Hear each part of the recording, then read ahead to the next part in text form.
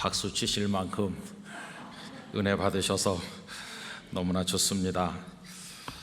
우리에게 생명도 주시고 생명을 이어나갈 수 있는 건강, 또 삶의 터전인 세상에 가장 소중한 사랑을 주고받는 가정, 또 영적 가정인 영락교회, 우리 대한민국 이렇게 다 주셔서 오늘도 이 자리에 나와 예배할 수 있게 해주신 분이 하나님이십니다.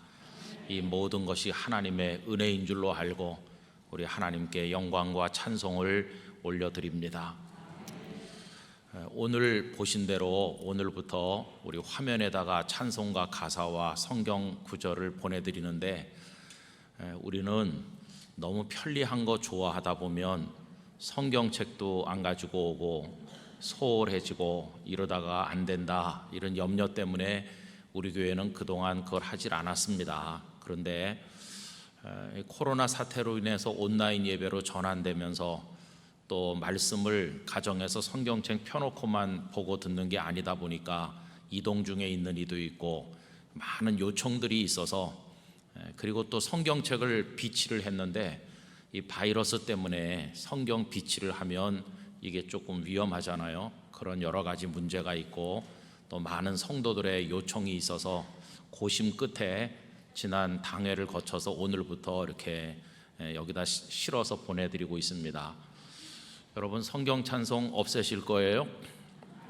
가지고 오실 거죠? 더 열심히 사랑하고 손때 묻은 성경과 찬송을 우리 자녀들에게 남겨줍시다. 그러니까 이렇게 편리를 위해서 하는데 이러다가 편한 것만 좋아하면 안 됩니다. 그죠? 꼭 우리 말씀을 지켜나가고 신앙의 기본을 잘 지키게 되기를 원합니다. 며칠 전에 남산에 갔다가 우리 성도님 가정을 만났어요. 부부가 이제 따님 데리고 왔는데 참 보기가 좋더라고요. 이렇게 마스크, 복면수도 다 썼는데도 어떻게 알아보시고, 그래서 같이 인사하고 또 같이 꼭대기까지 올라갔다가 사진도 한 장 찍고 그랬습니다. 참 행복해 보여서 마음이 좋았습니다. 우리 영락교회 성도들의 가정이 다 그렇게 다복하고 아름다운 가정들이 되시기를 바랍니다. 근데 행복한 가정이 되려면요, 필요한 게 많은데 그 중에 가장 중요한 것 중에 하나가 대화하는 겁니다. 아무리 여러 가지 환경이 좋아도 대화가 끊겼다고 하면 행복하기는 어려울 겁니다. 근데 오늘 읽은 이제 창세기 49장 1절 이하를 쭉 보면 가족 간의 이야기가 나와 있는데, 아버지는 말씀하시고 자녀들은 듣는 겁니다. 그 말씀하시는 아버지는 야곱이시고요, 듣는 사람들은 야곱의 12 아들인 것을 보게 됩니다. 그런데 이 말씀을 하실 무렵에 야곱은 무려 그 연세가 147세나 되셨고 이제 임종이 눈앞에 다가와 있었을 때니까 이 말씀은 그냥 일상 대화라기보다는 유언에 가까운 말씀이었다고 생각이 듭니다. 자, 그런데 오늘 저는 성도님들과 함께 이 말씀을 어떤 방향에서 접근하려고 하느냐 하면, 부모가 자녀에게 어떤 말을 남겨야 되느냐 하는 차원에서 들여다보고자 하는데요, 1절에 보면 2번 반복되는 동사가 있습니다. 그게 뭐냐 하면 이르다 라고 하는 동사입니다. 우리 1절을 다 같이 한번 읽어봅시다. 야곱이 그 아들들을 불러 이르되 너희는 모이라, 너희가 후일에 당할 일을 내가 너희에게 이르리라. 이래서 이르다라는 동사가 2번 나오죠. 우리 성경에는 이르다라고 똑같이 번역을 하고 있지만 히브리어로 보면은 서로 다른 단어를 사용하고 있음을 알게 됩니다. 그 첫 번째 이르다, 그 아들들을 불러 이르되 라고 할 때는 아마르라는 동사가 사용됐어요. 이거는 문자 그대로 그냥 말하는 겁니다. 우리 사람들끼리도 말하고 하나님께서 우리 사람들에게 말씀할 때도 아마르 이렇게 많이 쓰이고 있어요. 그러니까 여기 처음에 이르다는 자, 다 모여와봐 이런 얘기죠. 그냥 일상적으로 하는 말입니다. 그런데 그 2번째 이르다, 1절 끄트머리에 보시면 내가 너희에게 이르리라 라고 할 때 사용된 단어는 나가드라는 단어입니다. 이 단어도 말한다 그런 뜻으로 쓰여요. 그런데 이 단어는 여러 군데서 좀 독특하게 쓰이고 있는데, 비밀을 말해줄 때, 계시를 이야기할 때 이 나가드라는 단어가 쓰이고 있습니다. 그 여러 가지 예들 중에서 하나를 제가 소개해드리면, 창세기 41장 25절에 이런 말씀이 나옵니다. 요셉이 바로에게 아뢰되 바로의 꿈은 하나라, 하나님이 그가 하실 일을 바로에게 보이심이니이다 라고 했는데, 여기 보이심이니이다, 이게 나가드입니다. 비밀을 하나님께서 당신 바로에게 알려주는 겁니다. 하나님의 뜻, 이거를 지금 계시해 주는 겁니다. 여러분, 이제 하나님께서 애굽 땅에 7년 동안 풍년이 들게 하시고 7년 동안 흉년이 들게 하실 건데, 이 하나님의 계획을 바로 왕에게 알려준다, 이게 나가드라는 동사를 통해서 사용되고 있는 거죠. 그러니까 1절 끝에서 내가 너희에게 이르리라, 이 말은요, 이제부터 너희들의 앞날에 무슨 일이 있을 건지 그걸 너희들에게 내가 계시해 주겠다, 비밀을 알려주겠다, 그런 얘기거든요. 그래서 여러분 1절에 보면 어떤 내용을 말씀하려고 하는지 이렇게 얘기했죠. 너희가 후일에 당할 일, 이렇게 했습니다. 여러분, 이 후일이라는 건 미래를 말하는 건데, 이 12아들의 장래에, 12아들의 인생의 끄트머리까지 하나님께서 어떤 일을 하실 것인지 그걸 내가 너희들에게 알려주려고 한다, 바로 이렇게 되어 있는 거죠.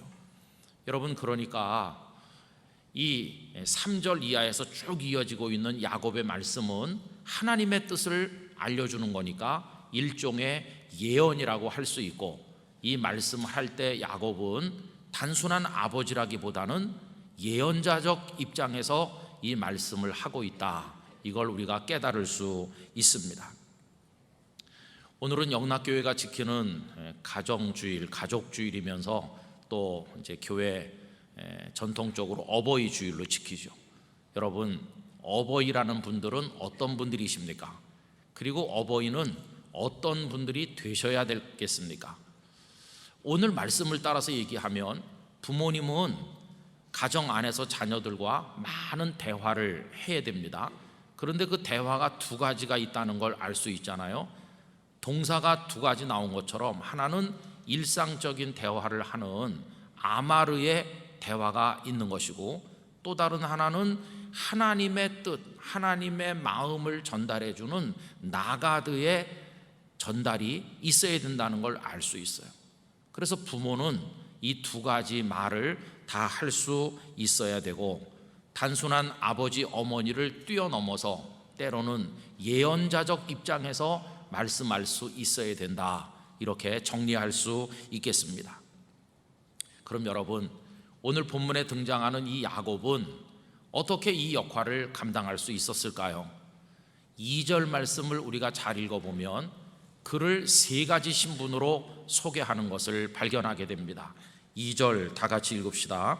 너희는 모여 들으라, 야곱의 아들들아, 너희 아버지 이스라엘에게 들을지어다. 아멘. 세 가지로 소개되고 있는데, 그 첫 번째가 뭐냐 하면 아버지, 이렇게 소개되고 있어요. 여러분, 12아들은 자신들이 그분에게서 났다는 거 알았습니다. 그러니까 자신들은 자녀고 그분은 아버지이신 것이죠. 그러니까 그 아버지께서 다 모여라, 그러니까 지금 다 모인 겁니다. 아버지를 아버지로 인정했기 때문입니다. 근데 여러분, 이 너무나 당연한 일이 요즘 세상에서 잘 안 될 때가 많은 것 같아서 마음이 아픕니다. 아버지를 아버지로 인정하지 않고 어머니를 어머니로 인정하지 않는 사람들이 많은 것 같습니다. 그래서 부모님께서 자, 다들 모여, 그래도 아니 뭐 부모면 다냐, 바쁜데 왜 모이라고 그래, 이렇게 하는 거죠. 여러분, 이런 일들이 얼마나 많이 있어요. 말씀을 듣지도 않고 순종하지도 않아요. 아버지 어머니로 인정 안 하는 사람들이 세상에 너무나 많아지고 있습니다. 오늘 우리 영락의 성도들은 기억하시기 바랍니다. 부모님은 부모님이십니다. 우리가 5월에 암송구절로 정하고 있는 에베소서 6장 1절 이하에 자녀들아 주 안에서 너희 부모에게 순종하라, 이것이 옳으니라 이르잖아요. 여러분, 이 말씀은 너희 부모가 아주 훌륭하고 너희들에게 끔찍하게 잘해주고 그러니까 순종하라, 그런 뜻이 아닙니다. 그 부모님이 여러 가지로 부족하고 그 부모님이 대단히 훌륭하지 못하고 그 부모님이 잘해주지 못하더라도 너희들은 순종하라. 왜? 부모님이니까. 이런 뜻입니다. 여러분, 상대방이 굉장히 훌륭하고요, 나한테 너무너무 잘해주면 그거야 뭐 부모가 아닌 모르는 사람일지라도 순종할 거 아니겠어요. 이건 상 받을 일이 아니죠. 근데 오늘 하나님께서 이런 사람들에게 잘되고 땅에서 장수하는 복을 주시는 이유가 뭐냐 하면, 부모님이 부족하고 연약하시고 여러 가지 갈등 때문에 나한테 잘 해주시지 못해도 부모님이시기 때문에 내가 순종하겠습니다. 이게 참된 효도이고 하나님께서는 그런 사람들에게 복을 주신다고 하시는 말씀인 것입니다. 저는 그래서 우리 영락교회 성도님들 자녀된 입장에서는 부모님이 어떤 분이시든지에 상관없이 순종하시기를 바랍니다. 그게 효도하는 것입니다. 그게 하나님의 복을 받는 비결인 것입니다. 자, 그래서 야곱은 이 12아들에게 아버지인 것이죠. 그럼 두 번째 그를 어떻게 소개하고 있느냐 하면은 야곱이라는 이름으로 소개되고 있어요. 야곱. 여러분, 그는 야곱입니다.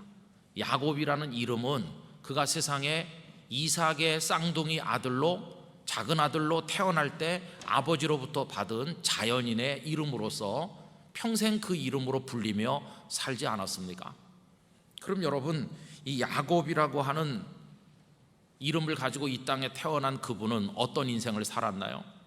그 당시는 맏아들 중심으로 우대하던 시대인데 동생으로 태어나니까 마음속에 많은 불만이 있었고 큰아들이 받는 장자의 축복에 관심을 가지게 됐죠.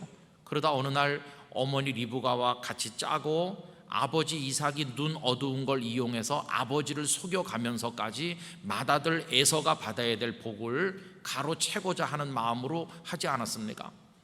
그럼 여러분, 야곱이 복을 받았는데 그 복이 그렇게 속여가면서까지 해서 받은 복인가? 아닙니다. 그렇게 하기 훨씬 전, 그가 태어나기 전부터 하나님께서는 야곱에게 복을 주시기로 작정이 되어 있어서 복을 받은 거죠. 그런데 그 사건을 통해서 하나 분명히 나타난 건 뭘까요?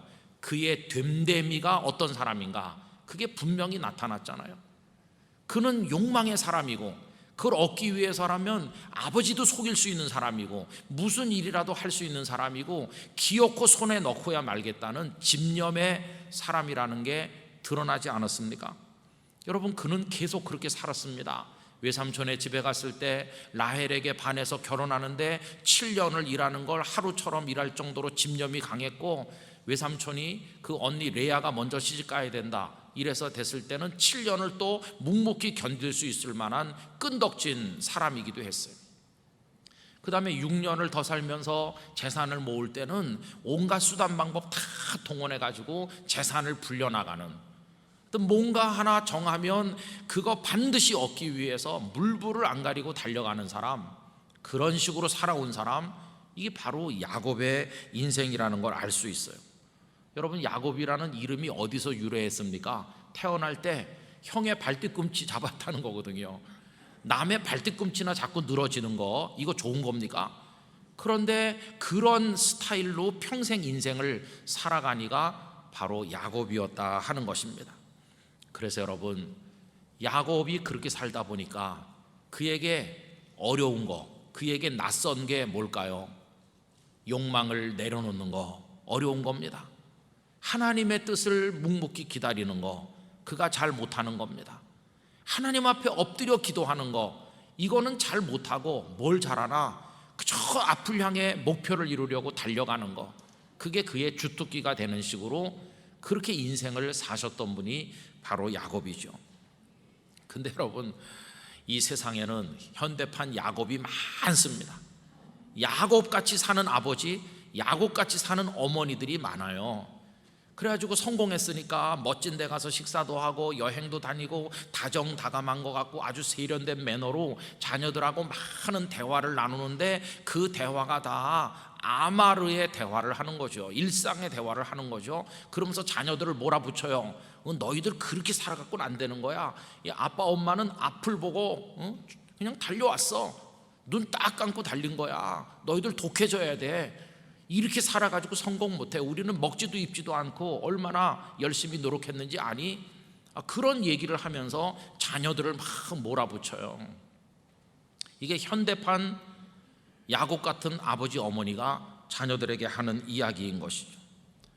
근데 여러분, 이런 부모님은요, 거기까지만 말할 수 있을 뿐이에요. 또 하나의 아름다운 이야기, 나가드의 이야기는 할 수가 없는 겁니다. 왜요? 그 나가드의 이야기는 하나님을 만나고 하나님을 경외하는 복이 어떤가를 체험한 사람만 할 수 있거든요. 야곱인 사람은 그 얘기를 못 해주는 거죠.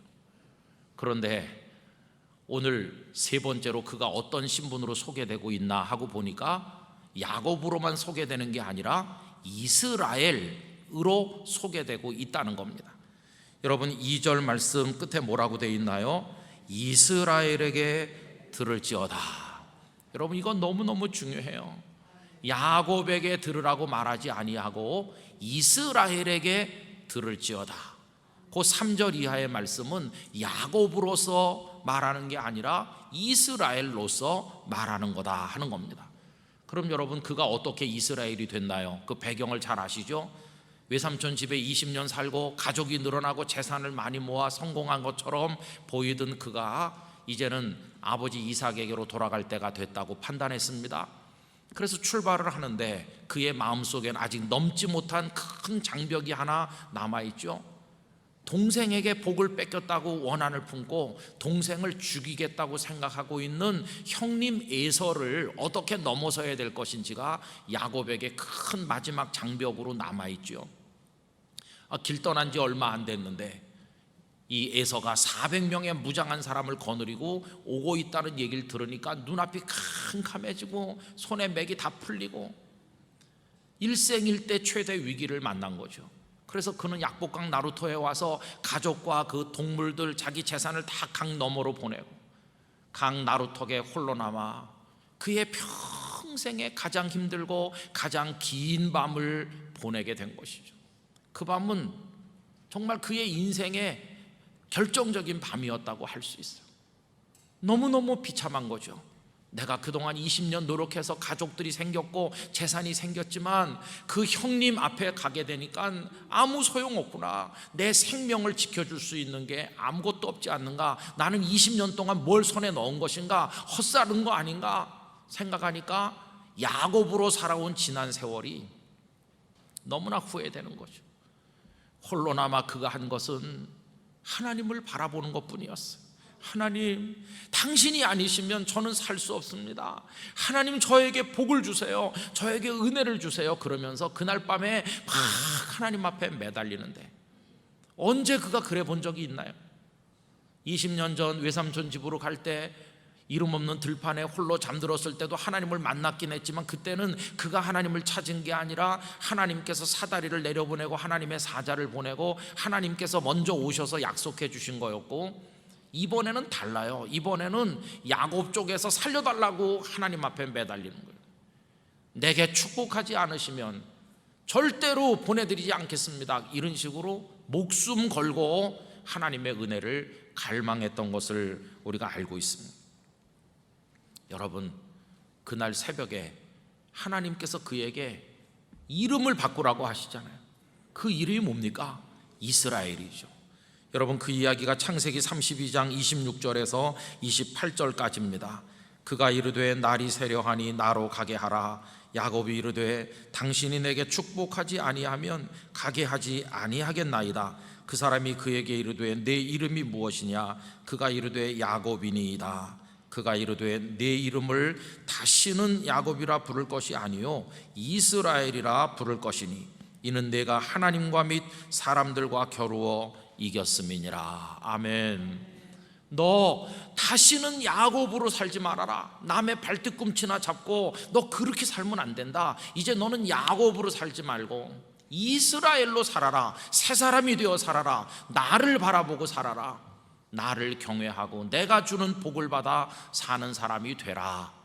이래서 그는 욕망의 사람 야곱으로부터 하나님만 경외하는 사람, 하나님만 의지하는 사람 이스라엘로 바뀌게 된 것이었습니다. 그래서 여러분, 야곱이란 이름이 나타내는 존재, 그리고 이스라엘이란 이름이 나타내는 존재는 전혀 다른 겁니다. 야곱이란 이름은 육의 아버지 이삭이 준 것이라면 이스라엘이란 이름은 하나님 아버지께서 주신 겁니다. 야곱은 육적 이름이요 이스라엘은 영적 이름입니다. 야곱은 욕망에 눈이 멀었을 때 이름이요 이스라엘은 욕망을 포기하고 하나님 바라볼 때 이름입니다. 야곱은 자기 힘으로 얻을 수 있다고 달려갈 때 이름이요 이스라엘은 길이 하나님께만 있음을 깨달았을 때 이름입니다. 야곱은 자기 성취에 만족해서 살아갈 때 이름이라면 이스라엘은 하나님만 경외하고 하나님께 멈춰서서 기도하면서 옳은 길을 구할 때 이름이었음을 우리가 깨닫게 되는 것입니다. 그래서 지금 12아들을 불러놓고 이제부터 내가 하는 말은 한 자연인 야곱으로 하는 얘기가 아니고 하나님 없이는 못 산다는 걸 깨달은 하나님의 사람 이스라엘로 하는 얘기니까 이스라엘의 말을 들을지어다, 이렇게 지금 이야기를 하는 것이죠. 그래서 여러분, 그 이하의 이야기는 야곱으로 살아온 어떤 성공 철학을 전수하는 얘기가 아니라 하나님 바라보고 살아온 하나님의 사람으로서의 고백을 자녀들에게 이야기했던 내용인 것입니다. 우리 영락교회 부모님 되신 여러분, 우리도 야곱으로 머물러 있지 말고 이스라엘로 변화된 부모가 되기를 원합니다. 그래야 아마르에 대하만 하는 게 아니라 나가드의 메시지를 자녀들에게 전해줄 수 있다고 하는 것입니다. 인간적 방법으로 성공한 거 그거 이야기하면서 너도 그렇게 하라고 하면 우린 야곱 같은 부모가 되겠지만, 하나님께 눈뜨게 하고 하나님 의지하게 하고 하나님 경외하게 만들고 하나님의 뜻을 알려주는 부모가 된다면 우리는 그 부모에게 예언자 같은 경건하고 아름다운 하나님의 사람으로 다가설 수 있게 될 것입니다. 그래서 여러분, 우리들은요 야곱으로 말하면 내 새끼니까 무조건 좋게 말하고 잘 되라고 그러고 이렇게 하겠죠. 그러나 이스라엘의 입장에서 말하면 하나님의 마음을 살펴 말하는 거니까 꾸중할 땐 꾸중하고 잘못된 건 잘못됐다고 하면서 우리 자녀들이 하나님을 제대로 경외하도록 끌어당겨주는 그런 인도자의 입장에서 말하게 될 것입니다. 여러분, 세월이 많이 지난 다음에 자녀들은 아버지 어머니가 야곱의 입장에서 했던 많은 이야기를 다 잊어버린다 하더라도 우리 아버지 어머니 평생 하나님 의지하고 살았지, 평생 하나님의 축복 받기를 사모하셨지, 하나님 은혜로 사셨지, 그런 마음으로 우리에게 남겨준 이야기 아직도 내 가슴에 살아있어. 이렇게 하면서 우리 자녀들도 그 믿음의 가르침을 따라 살아가게 될 때 우리들의 가정이 만세 반석 위에 세워진 믿음의 명문 가정들이 되는 게 아니겠습니까? 여러분, 그런 복을 누리시게 되기를 간절히 바라는 것입니다. 그때 우리는 자녀들에게 예언자가 된다고 해도 과언이 아닌 것이죠. 그럼 여러분, 자녀된 이들은 어떻게 하면 될까요? 자녀된 이들이 할 건 간단해요. 그것은 오늘 보면 모여와서 들으라고 하잖아요, 자녀들에게. 그러니까 부모님 곁으로 다가서야 됩니다. 모여가야 되는 거예요. 멀찍이 있지 말고 가까이 다가서서 아버지 어머니, 하나님의 사람으로 이스라엘로 하나님을 바라보며 살면서 깨달은 영적 가르침을 저희들에게 알려주세요. 잘 들어야 됩니다.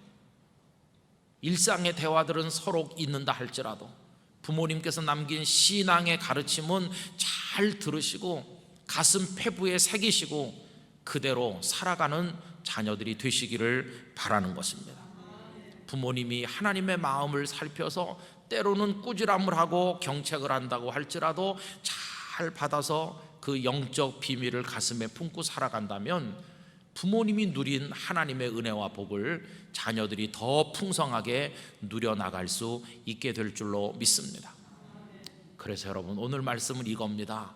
부모님은 야곱에서 이스라엘로 변하는 하나님 만나는 체험 가운데 믿음의 나가들을 할 수 있는 그런 부모가 돼야 되는 것이고, 자녀들은 귀 기울여서 부모님이 하시는 신앙의 가르침을 잘 들어야만 된다는 것입니다. 이렇게 할 때 하나님의 복이 우리들의 가정에 임하게 될 줄로 믿습니다. 영락의 가정들이 다 그렇게 되시기를 진심으로 기원합니다. 기도하십시다. 하나님 아버지, 부모님을 부모님으로 효도하게 하여 주시옵시고, 야곱으로서만 열심히 사는 것이 아니라 하나님 없이 못 사는 걸 경험하여 하나님의 복을 받은 이스라엘이 되게 하사 그것을 자녀들에게 물려줄 수 있는 믿음의 부모 되게 하시고, 자녀들은 모여와서 잘 들음으로 그 축복을 계승하는 믿음의 가문을 이루게 하여 주시옵소서. 예수님의 이름으로 기도하옵나이다. 아멘.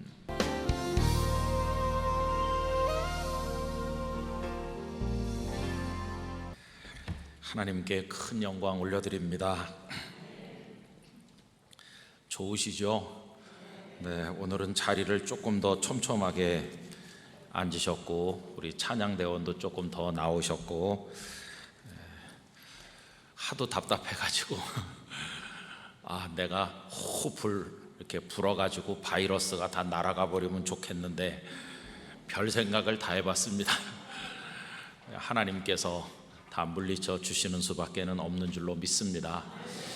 예배당에 오신 성도들을 축복하고, 가정에 계신 성도님들 잘 예배하는 가운데 하나님의 은혜가 가득하시기를 원합니다.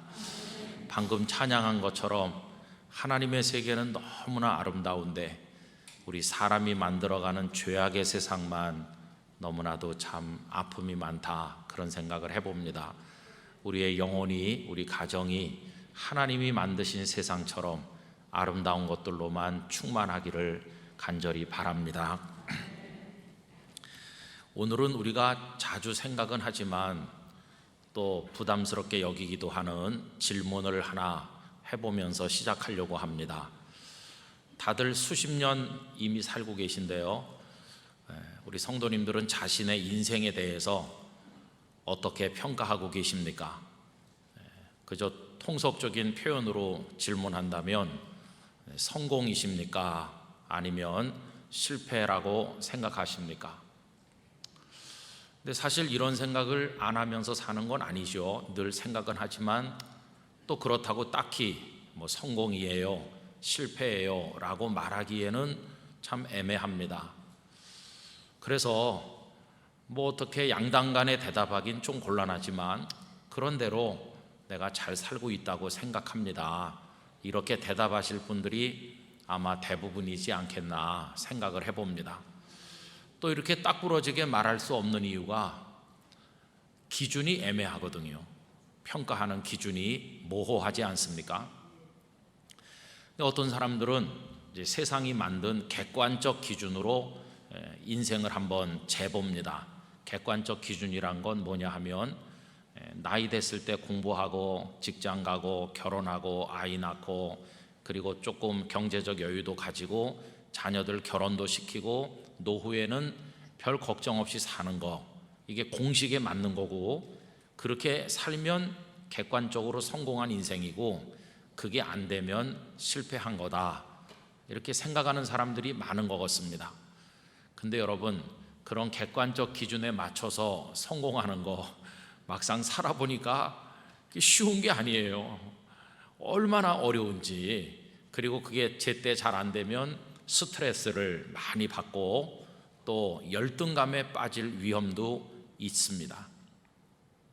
그러다 보니까 어떤 분들은 또 다르게 말해요. 아니 무슨 그런 객관적 기준이 중요하냐고, 그냥 사람들이 뭐라든지 상관하지 말고 내가 원하는 때 내가 하고 싶은 거 하면서 행복하면 그게 성공이지 생각을 합니다. 꼭 뭐 공부를 해야 되냐, 직장을 뭐 꼭 가야 되는 거냐, 결혼 그게 무슨 필수냐, 그냥 나 원하는 대로 하면 되는 거지, 이런 생각하는 분들도 많이 계시는데, 근데 여러분 그것도 어려운 겁니다. 왜냐하면 내가 원한다는 그게 아침 저녁으로 바뀔 뿐만 아니라 우리가 원하는 대로 살라고 세상이 우리를 가만히 놔두지도 않지 않습니까? 거기도 스트레스가 많기는 마찬가지입니다. 우리가 일전에도 솔로몬 생각을 했던 적이 있었는데, 오늘 읽은 말씀에도 솔로몬 왕이 등장하고 있습니다. 솔로몬은 어떤 인생을 살았나 하고 말한다면, 객관적으로 보아도 성공한 것처럼 보이고 주관적으로 생각해도 성공한 것처럼 보입니다. 객관적으로 말한다면 왕자로 태어나서 받을 교육 다 받고 제때 결혼하고 왕까지 됐으니까 뭐 부러울 게 없어 보이지 않습니까? 거기다가 하고 싶은 거 다 하는 사람이라고 성경이 말씀하고 있지 않습니까? 여러분 오늘 말씀 1절 보십시오. 솔로몬이 여호와의 성전과 왕궁 건축하기를 마치며, 그 다음 구절이 참 부럽더라고요. 자기가 이루기를 원하던 모든 것을 마친 때에, 이렇게 나오죠. 하고 싶은 거 다 했다는 말인데, 이런 표현이 가능할 만한 인생을 사는 사람이 도대체 몇 사람이나 있겠습니까? 이루고 싶은 거 다 했다, 이런 사람이 몇 사람이나 있겠어요? 근데 지금 솔로몬에 대해서는 그렇게 했다는 겁니다. 그러니까 최고로 성공한 사람처럼 여겨지지 않습니까? 여기 성전과 왕궁 건축을 다 마쳤다는 것은 그의 통치 기반이 튼튼해졌다는 걸 보여주는 겁니다. 사실 솔로몬이 왕이 될 때 어려웠습니다. 다윗 왕이 늙어가니까 약삭빠른 신하들은 어떤 왕자에게 줄을 서야 자기들 자리를 계속해 가질 수 있는지 복잡한 계산을 했습니다. 그런데 가장 뛰어난 왕자는 압살롬이었던 것으로 보이는데, 압살롬이 아버지께 반기를 들다가 죽고 난 다음에 두각을 나타낸 왕자는 아도니아라는 사람이었습니다. 아도니아 밑으로 사람들이 모여들고 그런 세력을 규합해서 아버지 의사와는 상관없이 왕이 되려고 생각을 했습니다. 당시 아도니아의 진영이 얼마나 막강했는가를 보여주는 게 있는데요, 다윗이 사울 왕에게 쫓길 그 초기부터 시작을 해서 평생을 다윗과 함께 하면서 이스라엘 군대 총사령관이 되었던 요압이라고 하는 정말 역전의 노장, 그 장군도 아도니아에게 가담했을 정도로 아도니아의 세력이 막강했습니다. 그런 와중에 솔로몬이 왕이 되는 게 쉬웠겠습니까? 솔로몬이 왕이 되고 났지만 권자가 아주 불안했습니다.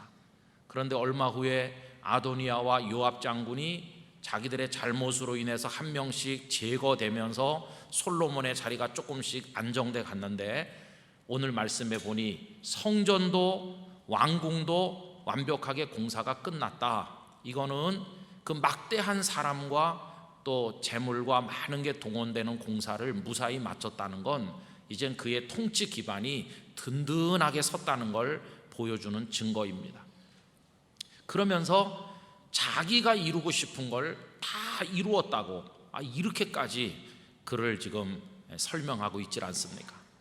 그러니까 솔로몬은 정말 성공했구나, 그런 생각이 들죠. 하고 싶은 거 다 했고 하고 싶은 거 얼마든지 할 수 있는 힘을 가지고 있는 사람, 솔로몬이라고 말할 수가 있겠습니다. 자, 그러면 이렇게 성공한 사람에게 남은 일이 뭘까요? 그 남은 일은 축하받는 겁니다. 그리고 마음껏 누리는 겁니다.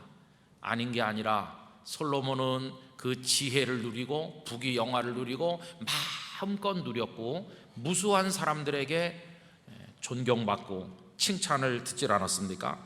예를 들면 열왕기상 4장 21절에 보니까요, 솔로몬이 그 강에서부터 블레셋 사람의 땅에 이르기까지와 애굽 지경에 미치기까지의 모든 나라를 다스림으로 솔로몬이 사는 동안에 그 나라들이 조공을 바쳐 섬겼더라.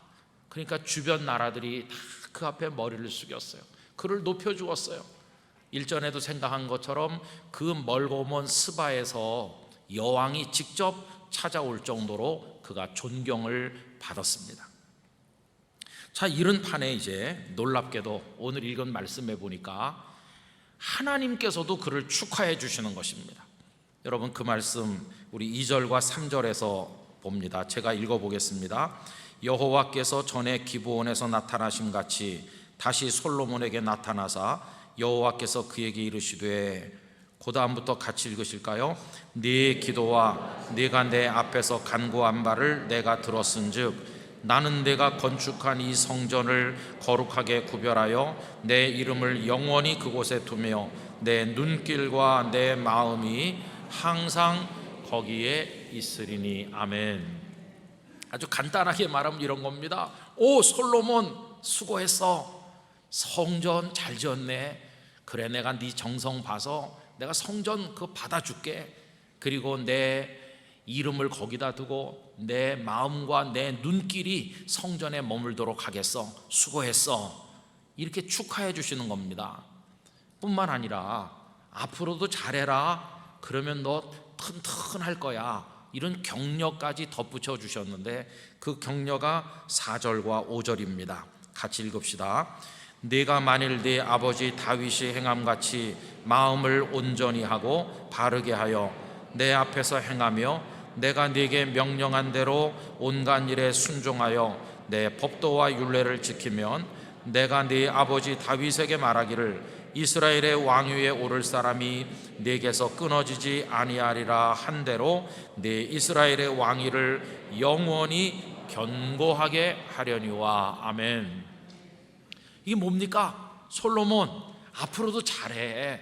너 나 잘 섬기고 내 말씀대로 잘하면 너 튼튼할 거야. 알았어? 이렇게 격려까지 덧붙여 주셨습니다. 자, 그런데 여러분, 여기까지는 참 좋은 얘기죠. 솔로몬이 얼마나 고무되었겠어요. 이제 됐어. 난 성공한 거야. 하나님께서 성전을 받아주시고 나를 이렇게 격려해 주시지 않나, 이렇게 기뻐했을 겁니다. 그런데 여러분, 문제는 뭐냐 하면요, 하나님의 말씀이 거기서 끝난 게 아니더라는 것이에요. 하나님의 말씀이 그 뒤에도 계속 이어졌다는 겁니다. 그런데 그 뒤에 이어지고 있는 말씀은 그 축제 분위기, 솔로몬이 막 기뻐서 어쩔 줄 몰라 하는 그 분위기에다가 찬물을 쫙 끼얹는 것 같은 말씀이 그 뒤에 나오고 있다는 겁니다. 여러분, 그 말씀이 6절과 7절이죠. 우리 같이 읽읍시다. 만일 너희나 너희의 자손이 아주 돌아서서 나를 따르지 아니하며 내가 너희 앞에 둔 나의 계명과 법도를 지키지 아니하고 가서 다른 신을 섬겨 그것을 경배하면 내가 이스라엘을 내가 그들에게 준 땅에서 끊어버릴 것이요 내 이름을 위하여 내가 거룩하게 구별한 이 성전이라도 내 앞에서 던져버리리니 이스라엘은 모든 민족 가운데에서 속담거리와 이야기거리가 될 것이며. 아멘 하기 겁나죠. 여러분, 이 말씀이 계속 이어질 때 솔로몬의 얼굴이 뻣뻣하게 굳었을 것 같아요.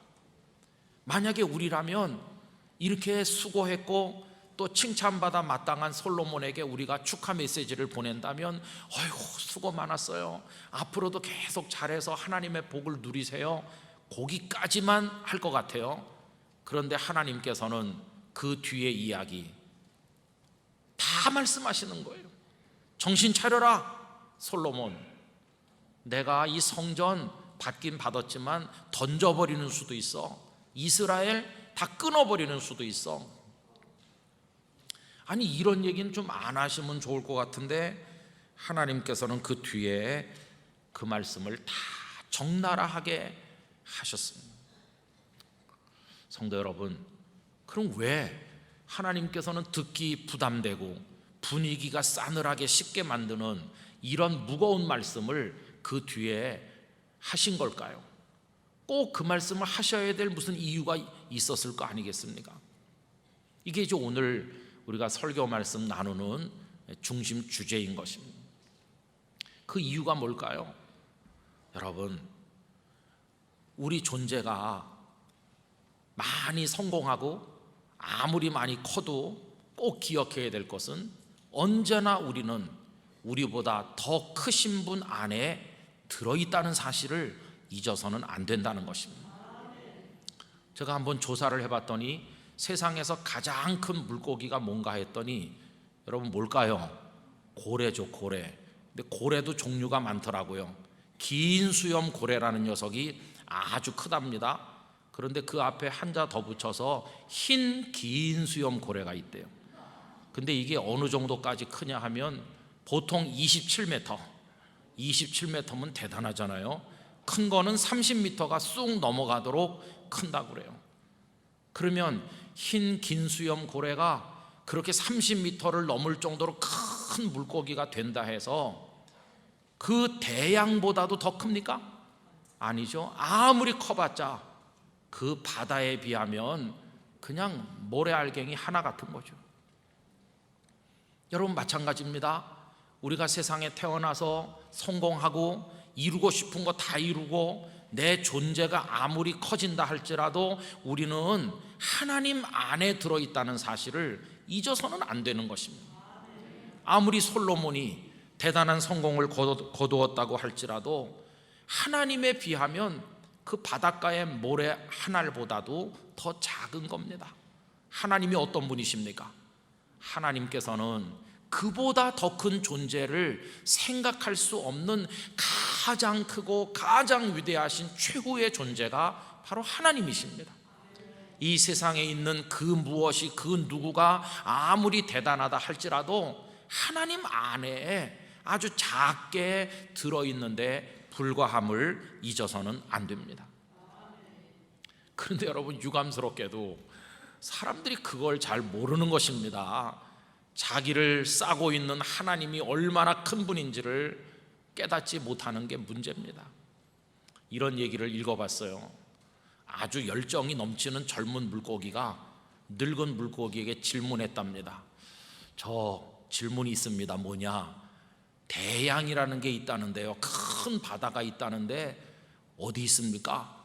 그러니까 늙은 물고기가 대답하기를 자네가 거기서 났고 지금 그 안에 있고 앞으로 그리로 사라져 버릴 텐데 노력해도 대양을 알기는 어려울 걸, 이렇게 말했다는 것입니다. 여러분, 물고기가 그 바다에서 났고 바다에 살다가 바닷속에서 사라지는데 자기를 에워싼 바다를 아무리 열심히 헤엄쳐 다닌들 다 알 수가 있나요? 우리도 똑같습니다. 우리는 생명의 바다이신 하나님 안에서 태어났고 축복의 대양이신 하나님 안에서 공급받으며 살고 그리고 소망의 바다와 같으신 하나님을 바라보며 살다가 하나님께로 돌아갈 존재가 아니겠습니까? 하나님은 우리 존재의 근거가 되시고 존재의 목적이 되시고 우리 존재의 의미를 부여하시는 분이십니다. 그래서 여러분, 성공하는 인생이 뭐냐고 묻는다면 내가 원하는 거 다 이루었어요, 이게 아니고요.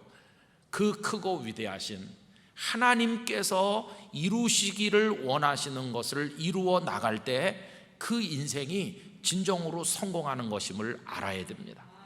아무리 사람이 원하는 것이 선할지라도 하나님께서 원하시는 것보다 더 선할 수는 없고 아무리 사람이 이루길 원하는 게 크다 할지라도 하나님께서 이루시고자 하는 것보다 더 클 수는 없다는 걸 깨닫는다면 내 원하는 거 다 하는 게 성공이 아니라 전능하신 하나님 그분께서 나를 통해서 이루고자 하시는 걸 이루어 나가고자 순종할 때 그 삶이 성공적인 삶이라는 거 우리 모두가 기억을 해야 되는 것이죠.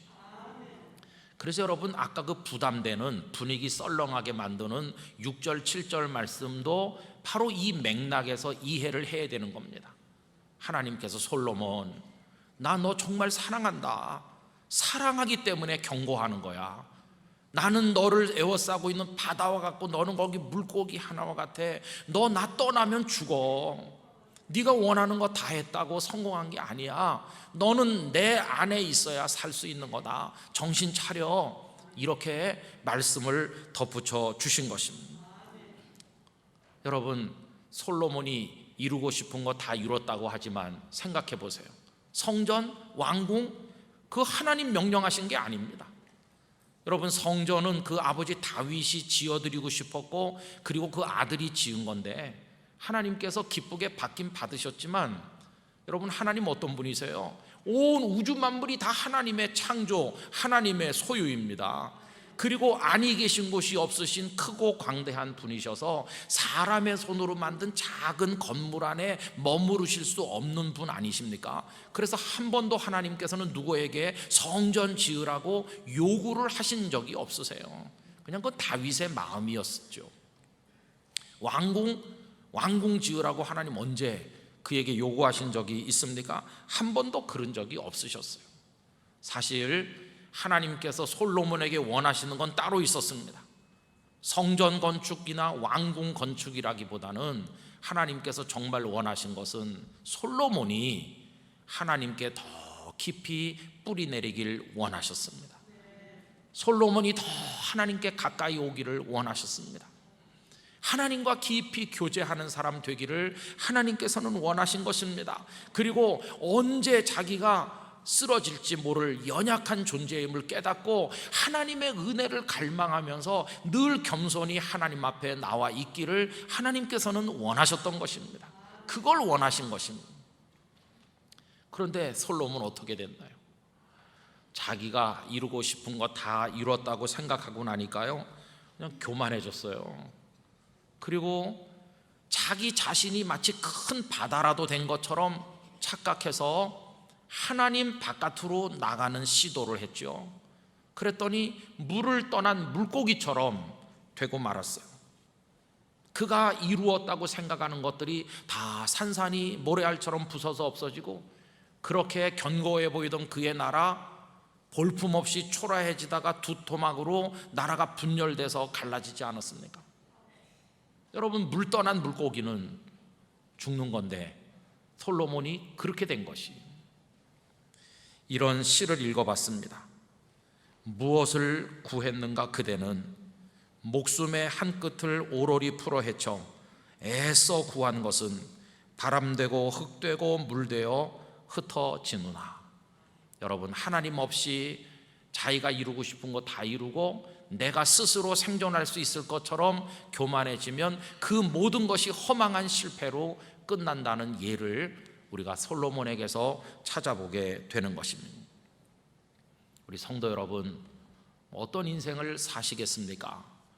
그리고 오늘 교육주일로 지키는 날인데 사랑하는 아들, 딸들, 손자, 손녀를 모아놓고 너희들은 어떤 인생을 살으라 말씀해주고 싶으십니까? 객관적 성공입니까? 주관적 성공입니까? 아닙니다. 여러분, 이도 저도 아니고 우리 성도가 추구해야 될 삶은 하나님께서 우리를 통해 이루시기를 원하는 바로 거기에 우리를 맡겨 하나님의 품 안에 살아가는 거, 그게 우리가 추구해야 될 인생의 모습인 줄로 믿습니다. 물고기는 목마르지 않다. 왜냐하면 물고기는 물 안에 있기 때문이다. 그런 글을 읽었습니다. 여러분, 물고기가 목마르지 않은 것은 그 물 안에 있기 때문이죠. 우리 기독교 영성이, 그 핵심이 뭘까요? 기독교 영성은 우리 자신을 더 크게, 더 이렇게 대단한 존재가 되도록 키워나가는 게 아닙니다.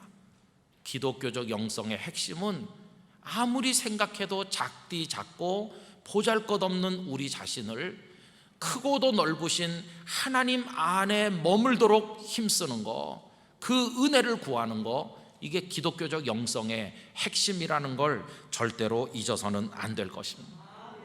좀 더 다르게 표현하면 이미 우리는 하나님 안에 있는 것인데 그걸 깨닫지 못했음을 회개하면서 우리같이 보잘것없는 사람을 하나님께서 당신의 축복 안에 안아주심에 감사하고 그걸 기뻐하고 계속해서 그렇게 살도록 하나님의 은혜를 구하는 사람이 되는 거, 이게 너무너무 중요한 것입니다. 유명한 교부인 아우구스티누스는 그 고백록 첫 페이지에서 유명한 고백을 하지 않았습니까? 아버지, 내가 아버지의 품 안에 있기까지는 참 평안을 알지 못하였습니다. 그는 수사학자로서 칼타고, 로마, 그리고 밀라노의 명성이 자자한 사람이었습니다. 그리고 세상의 즐거움도 맛보고 자녀도 낳고 이 세상에서도 해보고 싶은 건 많이 해봤습니다. 그런데 아버지 하나님의 품 안에 있기 전까지는 다 가짜 평화였지 참 평안이 아니었노라고.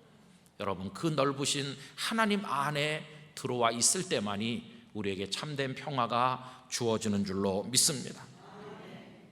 그래서 여러분, 성도님들의 자녀들이 아주 훤칠하고 잘생겼고 똑똑하고 공부 열심히 잘하고 직장에서도 성공하고 다 잘할 때 그 자녀 모아놓고 뭐라고 말씀하시겠어요? 오늘 본문식으로 말하면 3절에서 5절까지만 말씀하시겠어요? 멋져, 잘하고 있어, 아주 마음에 들어, 앞으로도 잘해, 알았지? 거기까지만 말씀하시겠습니까? 여러분, 그래서는 안 됩니다. 아무리 지금 잘하고 있어도 6절과 7절을 꼭 말씀해 주셔야 되는 거예요. 너 지금 잘하고 있어, 아주 훌륭해, 그런데 정신 차려야 돼. 만약에 내가 하나님의 품을 떠나면 넌 망하는 거야. 하나님 은총 안에서만 사는 거야. 듣기 거북하지만, 말하기 불편하지만 6절과 7절까지 끝까지 말해주는 부모님이 되셔야 되는 것입니다. 여러분, 한국교회는요 5절까지만 좋아해요. 5절까지만 좋아하는 교회는 반드시 부패하게 돼 있어요. 오늘 아침까지 잘했어도 언제 쓰러질지 모르는 게 우리 자신인데, 그래서 우리는 6절과 7절을 더 사랑해야 되고 더 우리 마음에 새겨야 되고, 그렇지, 정신 차려야지. 하나님 없으면 쓰러지는 거지. 6절과 7절을 가슴에 더 깊이 새기고 살고 그걸 자녀들에게 끝까지 말해주게 될 때 오히려 우리는 더 큰 하나님의 은총을 앞으로도 계속해서 누리게 될 줄로 믿습니다. 그래서 끝까지 말해줘야 되는 거죠. 6절과 7절도 다 말해줘야 되는 거죠. 그걸 기쁨으로 받아야 되는 거죠. 우리 영락교회 성도들이 그렇게 되시기를 바랍니다. 아유, 목사님, 우리 애들은요 한 번도 속 썩인 적 없었어요. 두고 보시기 바랍니다. 난 한 번도 실수한 적 없어. 장담할 사람 아무도 없어요. 그래서 6절과 7절에 사랑의 경고를 계속 받아야 되는 겁니다. 여러분, 솔로몬이 그때까지 잘했잖아요. 그런데 나중에 쓰러졌잖아요. 늘 겸손한 마음으로 넓고 큰 축복과 은혜의 바다이신 하나님 안에서 헤엄치는 물고기처럼 하나님의 품 안에 살아가는 우리 모두가 되기를 원하는 것입니다. 그래서 그 인생이 성공인가 실패인가를 이야기한다면 어떤 세상적 기준으로 말하는 게 아니라 하나님 안으로 더 깊이 들어가고 하나님의 성품을 더 많이 담고 하나님으로 기뻐하고 하나님의 인도 가운데 살고 그렇게 사는 겁니다. 우리 개개인의 삶이, 우리 영락의 성도들의 가정이, 우리 영락 공동체가 그런 하나님의 은혜와 복을 누리게 되기를 기원합니다. 기도하겠습니다. 거룩하신 하나님 아버지, 솔로몬이 아주 잘하고 있을 때 하나님께서는 사랑의 경고를 붙여서 끝까지 다 말씀해 주셨습니다. 아버지 하나님, 저희들도 이 말씀 마음에 새기게 하시고 우리 자녀들에게 끝까지 말해주게 하시고 생명의 근원 되신 하나님을 떠나면 물을 떠난 물고기처럼 됨을 잊지 않게 하시고 하나님의 품 안에서 살고 그 안에서 생명의 은총을 끝까지 누리도록 저희들을 축복해 주시옵소서. 예수님의 이름으로 기도하옵나이다. 아멘.